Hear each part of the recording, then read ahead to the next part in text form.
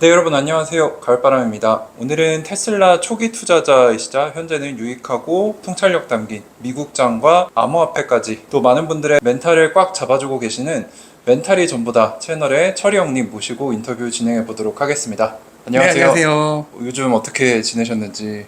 네, 뭐 요즘 날이 너무 더워가지고요. 네네네. 정신없이 보내고 있습니다. 그 매일 올려주시는 그 영상들 네. 제가 구독자분들한테 많이 추천드려서 상당히 좋은 인사이트들을 얻고 있는데 안 그래도 한번 모셔달라고 여러분들이 네. 요청을 하셔가지고 네. 뭐 다 아시겠지만 혹시 자기소개 좀 간단하게 다시 부탁드립니다. 네, 저는 유튜브 채널 멘탈이 전부다에서 미국 주식과 그다음에 암호화폐 위주로 매일매일 시황 정리하고 또 의견을 전달드리고 있습니다. 지난번에 제가 모셨을 때 봤더니 작년 9월 달이었더라고요. 네. 그래서 그때는 하락장이 어떻게 보면 피크를 찍고 있었을 네. 때였는데 그때 제가 조언을 구했었어요. 네. 근데 지금은 상황이 많이 바뀌어서 나스닥이 뭐 저점 대비 네. 40% 넘게 올랐는데 네. 지금 장은 좀 어떻게 보시는지. 네, 뭐 이미 분위기는 뭐 아시겠지만 많이 네네. 바뀌었잖아요. 네. 작년 이제 말 정도부터 해서 이제 다우부터 시작을 해가지고 분위기가 바뀌었고 그다음 뭐 S&P 나스닥까지 올해 한 1월, 2월 정도 해서 뭐 주요 하락 추세는 다 이제 뚫었고 네네. 완전히 상승으로 전환이 됐다고 보이고요. 실제로 지금 미국 주식들의 실적 자체가 또 이 영상을 찍는 지금 한참 실적 시즌이잖아요. 네네. 뭐 애플, 아마존 이런 데도 다 실적을 발표하고 지금 뭐 주요 기업들 한 3분의 2 정도가 실적 발표를 했는데 네. 현재까지 한 80% 정도는 시장 기대보다 높은 실적을 발표하고 있고 실제로 이번 실적 발표 전까지만 하더라도 이제 왜 경기가 워낙 또 안 좋고 뭐 경기 침체가 온다 이런 말들이 많이 있었잖아요. 네네. 그래서 애널리스트들은 이번 실적 시즌에 S&P 기업들의 실적이 전년 대비 역성장할 것이다. 한 마이너스 7% 정도 역성장할 것이다 이렇게 예상을 했었는데 실제로 뚜껑을 열어보니까 반대로 플러스 7% 성장을 했어요. 네네네. 그것만 보더라도 이미 실적이 바닥을 찍고 회복하는 단계다. 작년 4분기 한 2분기부터 4분기까지가 실적이 전년 대비 역성장 마이너스였거든요. 네네네. 그러다가 올해 1분기 한 플러스 5% 정도, 그다음에 지금은 한 7, 8% 정도까지. 그러니까 바닥을 찍고 이렇게 올라오고 있는 단계죠. 네네. 네. 그러니까 실적도 이미 실제 바닥을 찍고 이제 슬슬 아직은 뭐 미약하지만 회복하고 있는 단계다라고 이렇게 보이고 그러면 실적이 바닥을 찍고 막 이렇게 올라오려고 하는 단계면은 뭐 시장은 그렇게 뭐 좋은 게 아니지 않냐라고 생각할 수 있는데 네. 아니에요. 시장은 항상 선반영을 하죠. 네네. 먼저 달려나가기 때문에 실적이 바닥일 때 이미 시장은 방향을 꺾었다. 그게 언제냐? 작년 말이랑 올해 초였어요. 그렇죠. 그게 이제 실적이 완전 바닥이었어요. 네네. 근데 이미 시장은 그때부터 방향을 꺾어서 달리기 시작했잖아요. 네네. 그러니까 항상 그런 식으로 선반영해서 먼저 달린다라고 보시면 되고 그럼 이제는 막 달리기를 본격적으로 하기 직전 단계 정도가 아닐까라고 생각을 합니다. 그럼 앞으로 단기적으로도 좀 더 상승을 할 여력이 있다라고 보시는 걸까요? 일단은 뭐 단중장의 이렇게 흐름으로 봐야 되는데 근데 일단 기본적으로 가격을 예측할 수 있는 사람은 없어요. 그쵸, 그거는 알 수가 없지만 일단 단기적으로는 나스닥이 거의 바닥 대비 아까도 말씀하셨지만 40% 가까이 이렇게 네네. 올랐잖아요. 그러다 보니까 조금 이렇게 지쳐 있는 것 같긴 해요. 지금 흐름은. 네네. 그러면 잠깐 이제 휴식기가 필요하겠죠. 네. 근데 아시다시피 미국 주식이 9월이 가장 안 좋은 달이거든요. 역사적으로. 미국 주식이 1월부터 12월까지 쫙 했을 때 거의 대부분이 다 평균적으로는 수익률이 플러스예요. 네네. 근데 마이너스인 달이 딱 2개 있는데 그게 언제냐면 8월, 9월이에요. 그러니까 딱 지금 영상을 찍는 지금 시점부터죠. 네네네. 9월이 가장 안 좋아요. 그 다음에 8월은 살짝 마이너스인데 평균적으로 그게 왜 그러냐면 바로 다음 달이 가장 안 좋은 달이기 때문에 그 전달부터 이미 좀 이탈을 하는 사람들이 있는 거죠. 네네네. 네. 그래서 8, 9월이 원래 역사적으로도 조금 쉬어가는 달이다. 네. 아마 다들 덥고 그쵸. 지금 대표님도 더우신 것 같은데 지치고 하다 보니까 네. 다들 조금 쉬는 시기가 아닌가. 그래서 근데 딱 지금 시장이 열심히 달려왔잖아요. 네네네. 지금 미국 주식은 S&P 나스닥이 30-40% 올랐고 암호화폐는 지금 70% 비트코인이 70% 이상 올랐거든요. 네네. 그래서 너무 달려온 시기이기 때문에 조금 쉬어가는 느낌이지 않을까 생각을 하고 이제 10월부터가 되면 다시 연말을 향해서 달리는 시기거든요. 네네네. 네. 그래서 당분간 그러니까 전반적인 흐름은 단기적으로는 어떻게 될지 모르더라도 네네. 전반적인 흐름은 상승을 향해 가지 않을까라고 저는 생각을 하고 있습니다. 근데 이제 많은 분들이 이렇게 갑자기 오를 줄 네. 몰랐다라고 네. 하시면서 지금이라도 사도 되나요? 네. 요거를 많이 여쭤보시는데 네. 지금 이 상황에서는 어떤 전략으로 좀 투자하는 게 지혜로울까요? 일단은 기본적으로 그 모든 자산의 진입이라고 하는 거는 항상 흔히 말하는 몰빵으로 하려고 하기 때문에 어려운 거예요. 그쵸, 네. 그쵸. 네. 올인을 하려고 그러면 어렵거든요.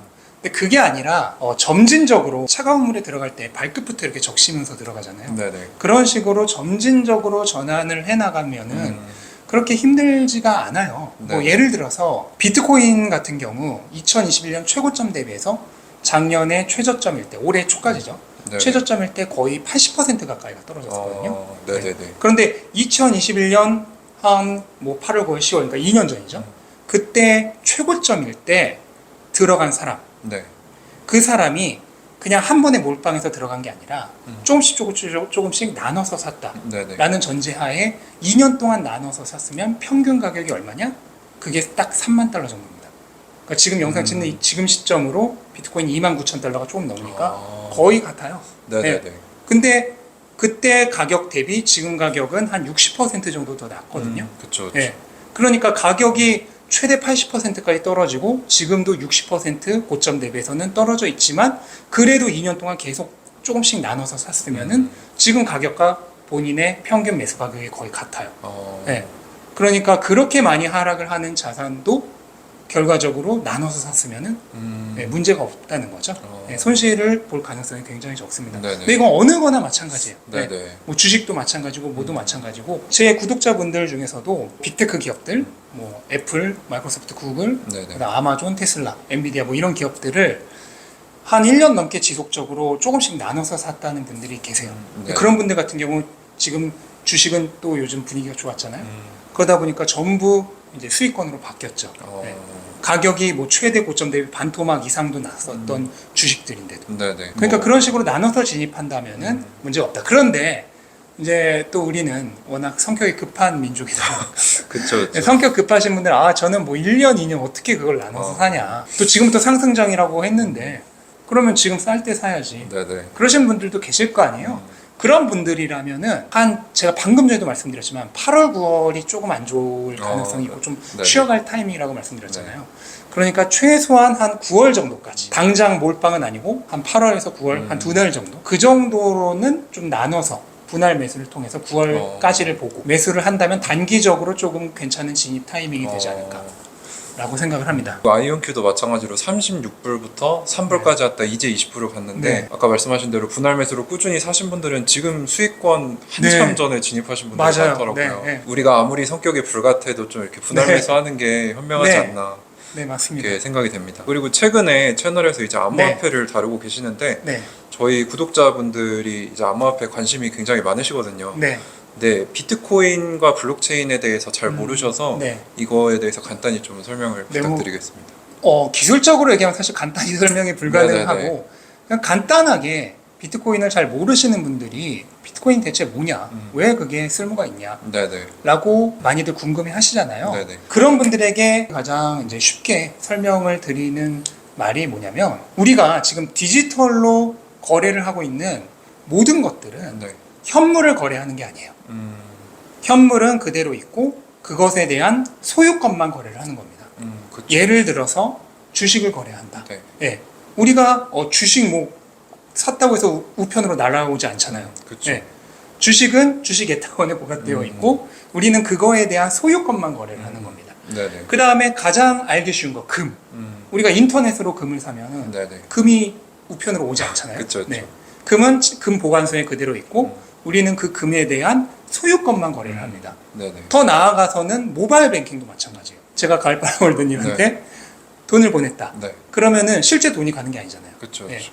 은행에서 장부상의 소유권만 바뀌는 겁니다. 네네네. 제가 가지고 있다고 표시되었던 돈이 우리 가을바람 월드님으로 소유권만 바뀌는 거죠. 네네. 예. 그쵸.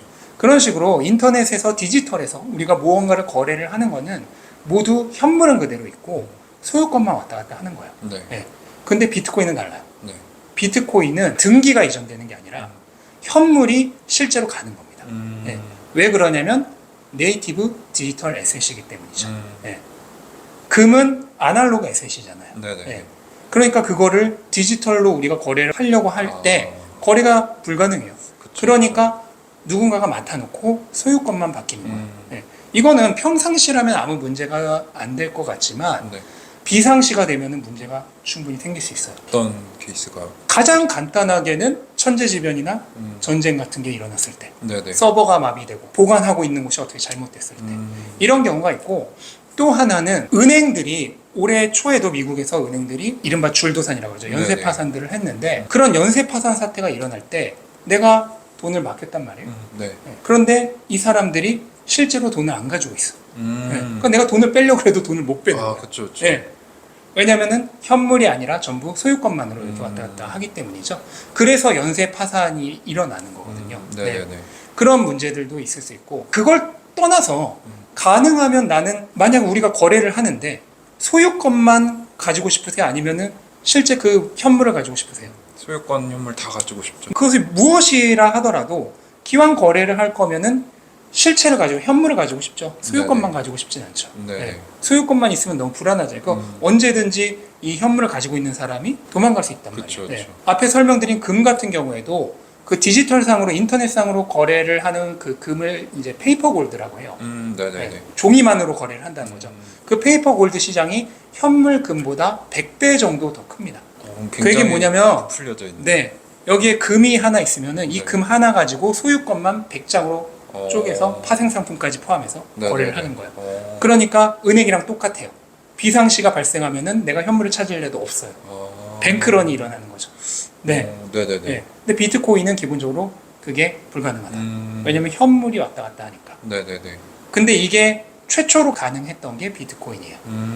네. 그 이전에 그 어떤 자산도 현물을 디지털상에서, 인터넷상에서 거래하는 게 불가능했어요. 비트코인이 최초고, 그 이후에 이제 다른 암호화폐들이 뭐 이더리움이라든지 네네네. 그런 다른 암호화폐들이 나오면서 그 뒤를 따른 거죠.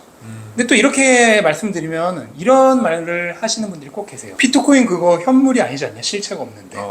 그쵸, 그쵸. 그럼 그런 분들에게 제가 질문을 드리고 싶어요. 네. 인터넷엔 실체가 어딨나요? 볼 수가 없죠. 네. 네. 카톡은 실체가 어딨나요? 지금 보고 있는 이 영상은 실체가 어딨나요? 그렇게 질문을 드리면 또 이래요. 핸드폰을 꺼내 보여주시면서 지금 여기 인터넷 있지 않냐? 네네. 그러면 저도 마찬가지로 핸드폰을 꺼내면서 거래소에 보여주면서 그쵸, 그쵸. 여기 비트코인 있지 않냐? 똑같아요. 네. 기본적으로 디지털 상에 있는 것들은 실체가 물리적으로는 존재하지 않죠. 그쵸, 네. 그쵸. 물리적으로 존재하지 않아요. 하지만 우리가 인터넷 실체를 아무도 부인하지 않죠. 카톡의 실체를 아무도 부인하지 않죠. 마찬가지예요. 네. 네. 비트코인도 디지털 상으로 존재하는 실체예요. 지금 4차 산업혁명도 뭐 진행이 돼서 초전도체가 나온다. 네네네. 뭐 인공지능의 시대다. 이러고 있는데 지금 물리적으로 실체가 없다 그래서 실체가 없지 않냐라고 하는 건 너무 시대에 뒤떨어진 그쵸, 사고방식입니다. 디지털 상에 존재하는 것도 실체가 있는 거예요. 인터넷과 마찬가지고 카톡과 마찬가지고. 네네. 네. 그러면 최근에 뭐 비트코인에 투자해야 한다 뭐 이런 얘기들이 많이 나오고 있는데 네. 혹시 투자를 할 만한 그런 메리트가 좀 있을까요? 네, 일단은 기본적으로 제가 방금도 말씀드렸지만 이 비트코인은 디지털 상으로 실물을, 현물을 보낼 수 있는 그런 자산이라고 말씀을 드렸잖아요. 네네. 이게 가장 메리트가 있는 게 뭐냐면, 지금 금이 시가총액이 대략 12조 달러 정도예요. 네네. 이게 어느 정도냐면 미국 주식 1위 기업인 애플이 3조 달러죠. 네. 그쵸, 그쵸. 그 다음에 2위인 마이크로소프트가 한 2조 5천억 달러 정도 되나요? 2조 네네. 달러 정도 되나요? 네. 그 정도인데, 하여간 미국 기업 1위부터 한 10위까지를 다 합쳐놔야 이 정도 규모가 될 거예요. 그러면은 금의 시가총액이 얼마나 어마어마한지 알 수 있죠. 네네. 네. 그럼 이 금이 왜 이렇게 시가총액이 클까요? 뭐 사람들이 금을 안전자산으로 생각하니까. 네, 맞는 말씀이에요. 네, 우리가 금시계 하려고, 금목걸이 네네. 하려고 이렇게 비싼 거 아니죠. 네네. 네, 안전 자산으로 생각을 한다고 말씀을 하셨는데, 네. 그 얘기는 뭐냐면 금에다가 구매력, 가치를 저장하고 싶은 거예요. 그쵸, 네, 그쵸. 네. 그래서 가치 저장 수단으로서 금을 생각하고, 거기서 금이 최고의 안전 자산이기 때문에 12조 달러라는 이 엄청난 시가총액이 형성이 된 거예요. 네. 단순히 금목걸이 하려고, 금시계 하려고, 금팔찌 하려고 하면은 그 가치는 1조 달러도 안 돼요. 그쵸, 네, 그쵸. 공업용으로 쓰이는 것도 별로 안 돼요. 전부 전부 가치 저장 수단으로서 쓰려고 그렇게 큰 거예요. 네. 그런데 여기서 질문. 그러면 그 가치 저장 시장은 네. 전 세계 글로벌로 하면은 어느 정도 규모일까요? 시장 규모가 어마어마하게 큽니다. 아, 다 그러네요. 합치면요 900조 달러입니다. 오. 현재 2023년 기준. 네네. 이게 뭐 금, 은 같은 것만 하는 게 아니에요. 네. 부동산도 마찬가지예요. 아, 그럼 네. 그러면 부동산도 뭐 서울 아파트가 10억이라고 하는데 그 10억이 정말 순수하게 사람이 들어가서 사는 가치만 10억일까요? 아니 아니잖아요. 네네. 전부 투자의 목적이 있는 거죠. 투자의 목적이란 건 가치 저장이 있는 거예요. 네네네. 네. 그 다음에 주식도 마찬가지. 아, 그다음 채권도 마찬가지. 그쵸. 그걸 다 합치면 대략 900조 달러 정도 됩니다. 그런데 뭐 그게 정말 순수하게 전부 가치 저장만은 아닐 거예요. 예를 들어서 부동산 같은 거는 의식주의 주로서 들어가서 사는 목적이 있잖아요. 네네. 그렇다면은 그거는 100% 가치 저장 가격만은 아닌 거죠. 네네. 네. 그런 거를 다 제했을 때 한 600조 달러 정도가 가치 저장 목적으로서 네, 시장이 형성되어 있는 거라고 보거든요. 네네. 그런데 지금 비트코인의 시가총액은 얼마냐면은 대략 6천억 달러 정도입니다.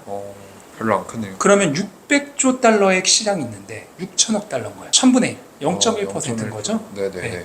그러면 이게 앞으로 가치 저장 수단으로서 인정을 받으면서 점점 시장이 커나가면 얼마나 그게 잠재의 가능성이 있을지를 생각해 보면은 무한한 가능성이 있는 거죠. 네네. 네. 그리고 지금 시점 2023년 8월 정도 되는 네네. 지금 시점에서 비트코인에 투자를 하기에 적합한 타이밍이라고 묻는다면은 저는 최적의 타이밍이라고 말씀을 드리고 싶어요. 왜 그렇게 생각하세요? 왜냐면 비트코인이 4년마다 한 번씩 가격이 올랐다 내렸다를 반복을 해요. 네네. 정확히는 3년 동안 오르고요. 네. 1년 동안 내립니다. 그거를 지금 12년 동안 반복을 해왔어요. 네네. 그러니까 3번 반복을 한 거죠. 네. 네. 근데 정확히 3년 동안 오르고 1년 내리고 3년 오르고 1년 내리고 3년 오르고 1년 내리고를 12년 동안 반복을 해왔습니다.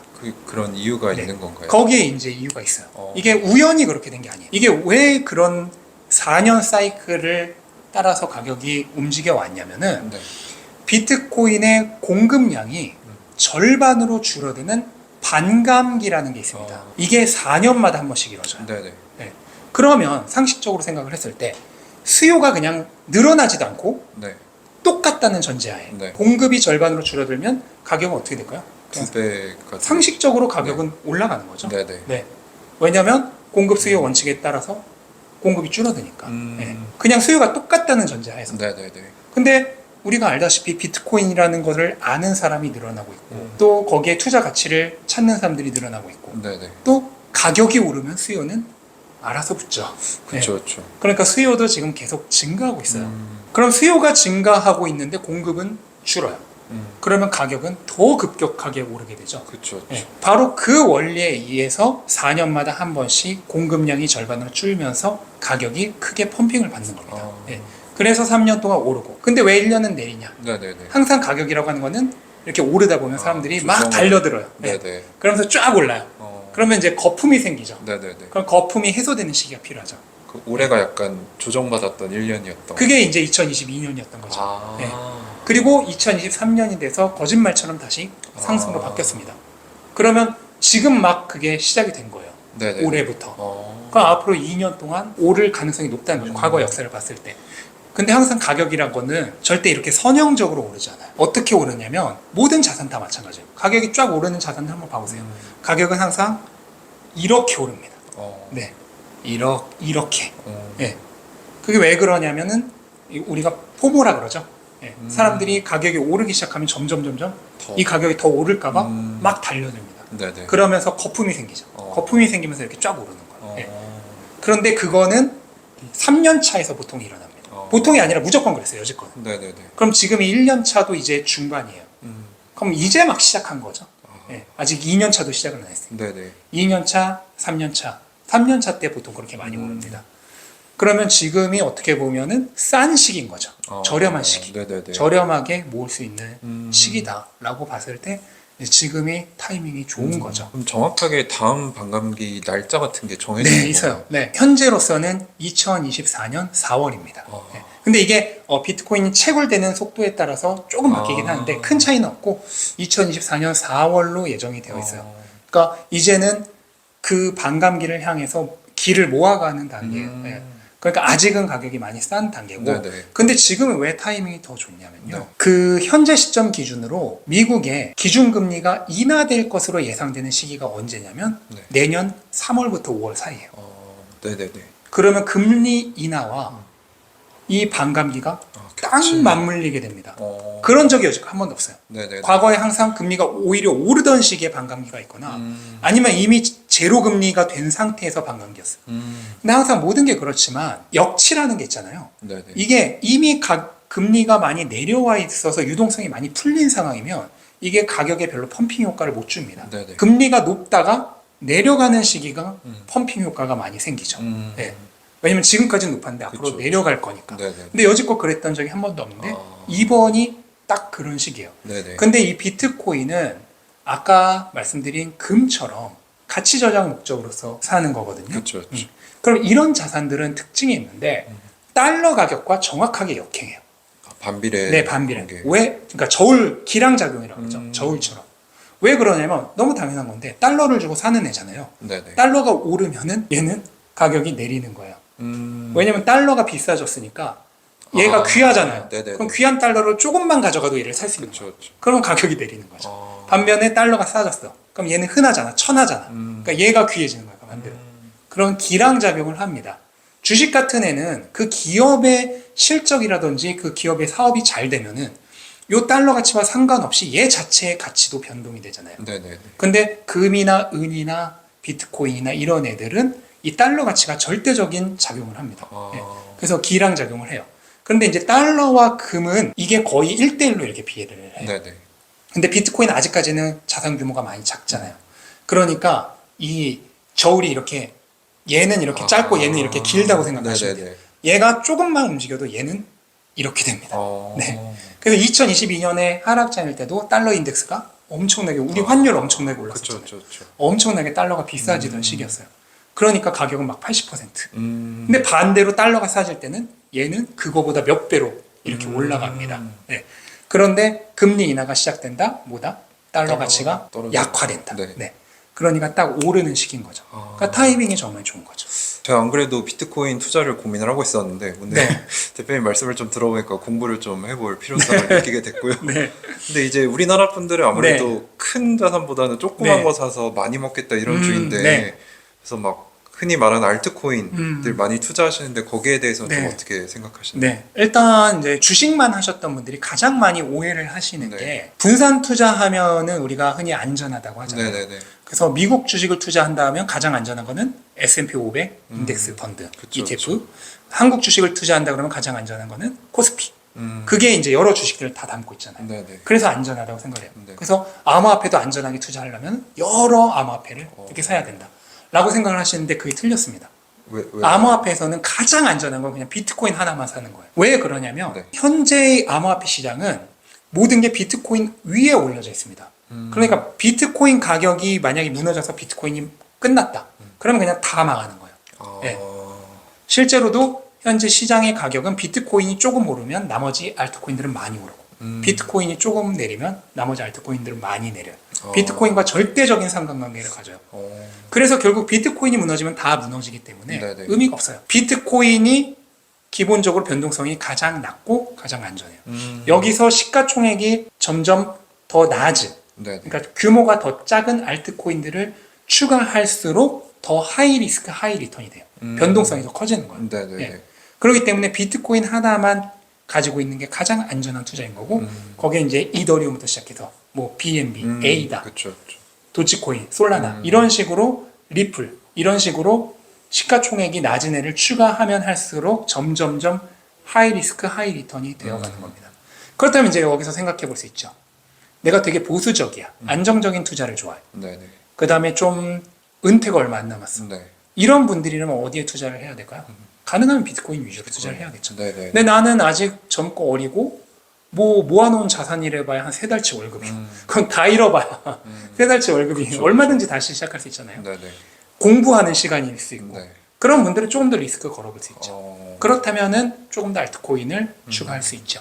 근데 그렇다 하더라도 우리가 흔히 시가총액 10위권 내에 메이저 알트코인이라고 하죠. 그런 알트코인 정도에만 추가 투자를 하는 편이 조금 좋고 흔히 말하는 잡코인, 그다음에 네네네. 밈코인, 네. 그다음에 테마코인 네. 이런 거에는 웬만하면 아, 하지 않으셨으면 좋겠다라고 저는 말씀드리고 싶습니다. 가뜩이나 주식도 어려운데 아직 규제가 부족한 네. 잘못된 잡코인을 샀다가는 네. 이제 큰 이제 코인 시장이 아직은 이제 시장이 형성된 지 10년 정도밖에 안 됐거든요. 제대로 형성된 지는. 그렇죠. 그러니까 아직 뭐 규제라든지 이런 게 많이 부족한 게 사실이에요. 그러니까 초기 시장인 거죠. 네네네. 초기 시장이다 보니까 더 가능성도 있는 거고. 이미 성숙한 데는 가능성이 없잖아요. 그렇죠, 그렇죠. 근데 그러다 보니까 사기나 먹튀 음. 이런 것들도 굉장히 많습니다. 네. 네. 그렇기 때문에 좀 주의를 할 필요가 있죠. 네. 오늘 이렇게 멘탈이 전무사님 모시고 뭐 전체적인 시장 뷰도 같이 나눠보고요. 또 저희가 많이 궁금해하는 암호화폐에 대해서 많이 알아봤는데요. 이제 뭐 제 채널은 이제 암호화폐를 안 다루고 있는데 이제 철이 형님께서 암호화폐도 다루고 계시고 뭐 전문적으로 스터디하는 과정도 운영을 하고 계셔서 관심이 있는 분들은 많이 관심을 가져주시면 좋을 것 같고요. 혹시 마지막으로 시청자분들에게 하고 싶으신 말씀? 아, 네네. 2022년에 정말 많이들 힘들으셨을 거예요. 네. 네. 뭐 전반적으로 다 하락장이었기 때문에. 네. 근데 2023년부터는 이제 분위기가 바뀌었고 이제 상승장으로 나아가기 때문에 저는 방향은 확실하다고 생각을 해요. 네. 네.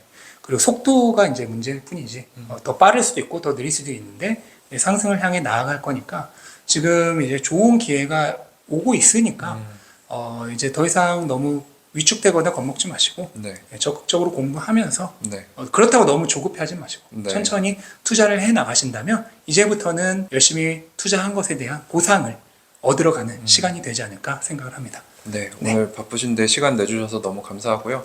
다음번에 또 좋은 자리 만들어서 같이 얘기 나눠보도록 하겠습니다. 감사합니다. 네, 감사합니다.